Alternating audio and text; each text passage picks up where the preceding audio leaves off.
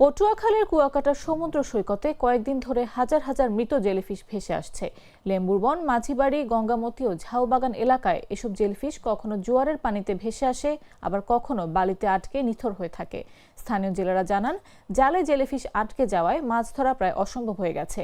জেলেরা জানান, প্রতি বছর মার্চ এপ্রিলে কিছু জেলিফিশ আসে, তবে এবার 2 সপ্তাহ আগেই সাগর ভরে গেছে।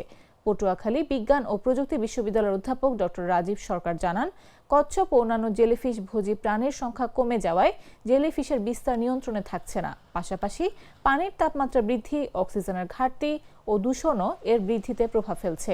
গবেষকরা বলছেন, জেলিফিশের আধিক্য সামুদ্রিক খাদ্য চক্রে অস্বাভাবিকতার সতর্ক সংকেত। ইকোফিশের গবেষকরা মৃত জেলিফিশের নমুনা সংগ্রহ করেছেন এবং গবেষণা চলছে।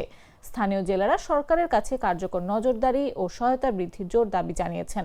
উপজেলা সিনিয়র মৎস্য কর্মকর্তা অপুর সাহা বলেন, সাধারণত 15 থেকে 20 দিনের মধ্যে জেলিফিশ সমস্যা স্বাভাবিকভাবে কমে যায়। তবে পরিকল্পিত কচ্ছপ অবমুক্তকরণ কর্মসূচি দীর্ঘমেয়াদে জেলেদের ক্ষতি কমাতে সহায়ক হবে।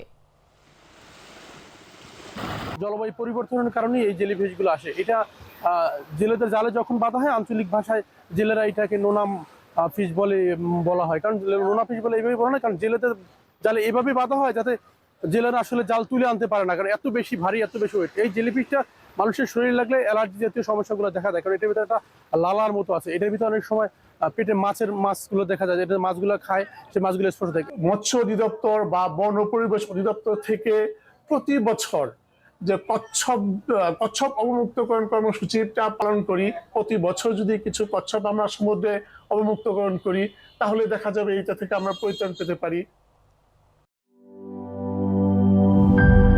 গ্লিটারের টুইন লেমন ও অ্যান্টিব্যাকটেরিয়াল ফর্মুলা বাসনকে চকচকে জীবাণুমুক্ত করে আমাদের দেয় গ্লিটার গ্যারান্টি।